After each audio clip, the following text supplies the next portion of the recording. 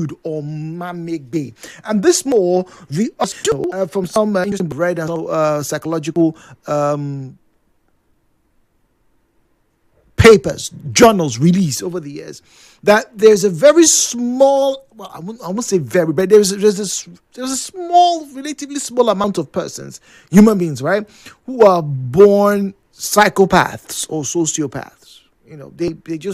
They don't really want to blend with the rest of us. They see us as experiments. They want to just see, okay, what happens when we prod here, and the emotions as concerning your response is. It's purely an academic exercise for them. They don't really care. It's all about them, that kind of thing, right? But to the rest of us, we often find that we are in situations where we some would say, you either have to thrive or you die. Only the strongest survive.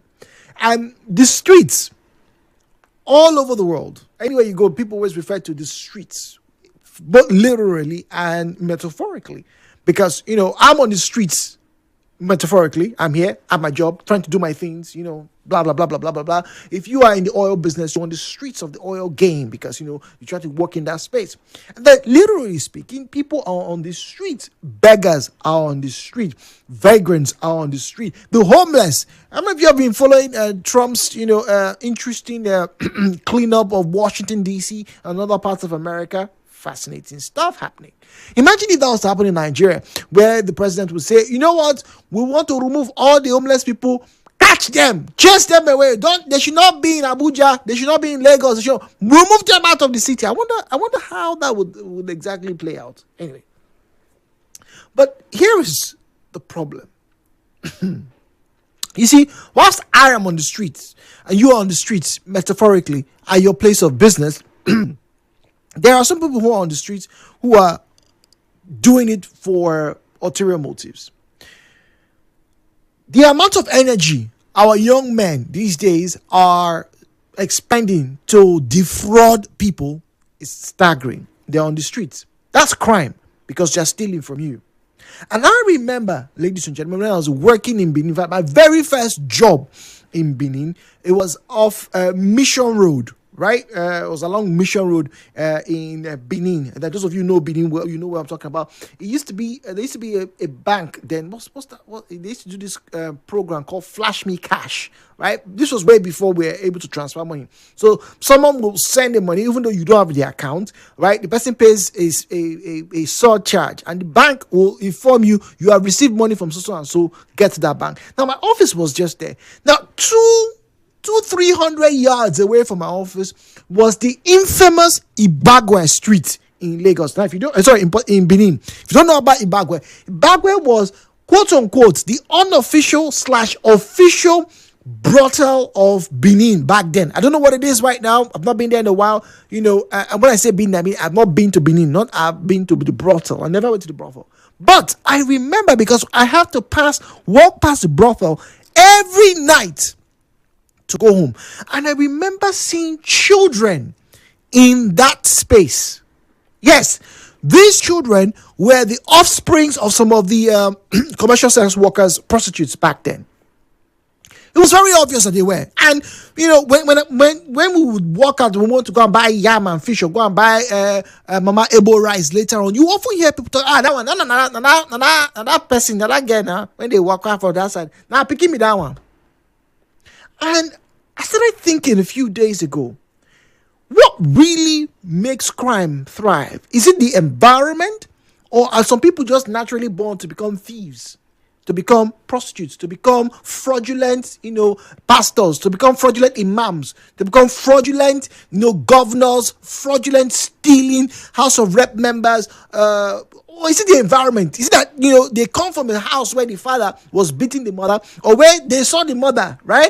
Instead of the mother to put 2 cups of gari and sell, she'll put 1.5 and then put sand underneath and sell.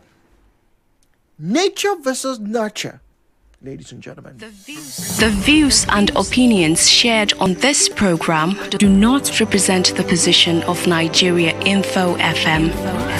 Nigeria Info, let's talk.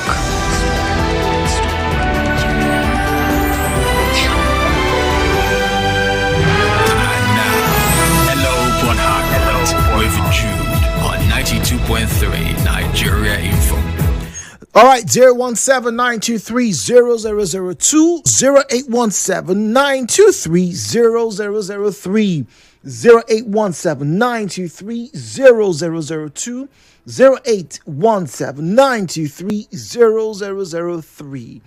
WhatsApp is 0809-030-6416. So you can in front of me, very fortunately, and I will be able to read your comments as they come through. All right, so 0809-030-646, and then on social media at Nigeria Info PH, at Nigeria Info PH. All right, is where you'll find us on Facebook and on X. And my question this morning is this: has your environment made you criminally minded?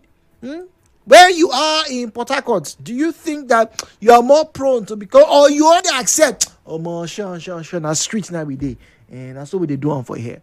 Let's be honest to each other this morning. I'm on my street, right? And would I say I've become criminally minded? Have I tried to, snatch cows bole when he's on his table and he's not looking? I don't think that thought has crossed my mind. Vitalis is on the line from Rukpaku. Vitalis, good morning to you. Hello, Vitalis. Hello, good morning. Oh dear, can you not hear me? Vitalis, good morning. Oh dear, Vitalis, I don't know if you can hear me, but you are connected to the studio. Could you, hello, Vitalis? Oh dear, oh dear, oh dear. What, pray tell? Vitalis, good morning. Okay, all right. Let's not waste too much time with Vitalis. He can call back if he can. Probably a server issue there. I go straight to WhatsApp. This one says, Jude, good morning. I think largely it's the environment. If you grew up in an environment where you see a lot of criminals, it's very difficult. In fact, it is the grace of God that will help somebody from not becoming a criminal. Case in point, look at all the zones in Port Harcourt where you have bad boys. What's the one commonality, Jude? Isaac, you tell me, what is the one commonality? I don't think I know. Zion is on the line from Jerry. Zion, good morning to you. Man is deviant by nature. So crime is inevitable, either by our words, our thoughts, or our actions. Yes, our environment in one way or the other have made us to be criminally minded. Underline that word. The question did not say you are a criminal. You're criminally minded. Yes, sir. Yes, sir. See, go and check in the history of mankind. It's only here in Nigeria. Really? We are so conscious about heaven, the coming of Jesus. Other nations are thinking of high life. You know why? Everything they so needed is there. But here, we virtually pray to God for even the minute. So, Zion, let me ask you, where you are right now, have you thought about cheating your next door neighbor, your colleague at work? Have you thought about that? Does it come to your mind? Are my roads good? No. But 24-hour power supply. But are you thinking of cheating them? I am telling you the essence why we are criminally minded. Are Do you have access to good health care? Are Do you have access to education? Do you have access to your market? Do you have access to the stable life? These are the things that make us to be criminally minded because we have no access to the high life. Fine, but Zion, are you criminally minded? You, Jude, I am telling you that the way the situation, Zion, is, before I go, are you criminally minded? Jude, I'm letting you know that. Let's go on a break. You are tuned in to Nigeria Info. We'll be right back after this.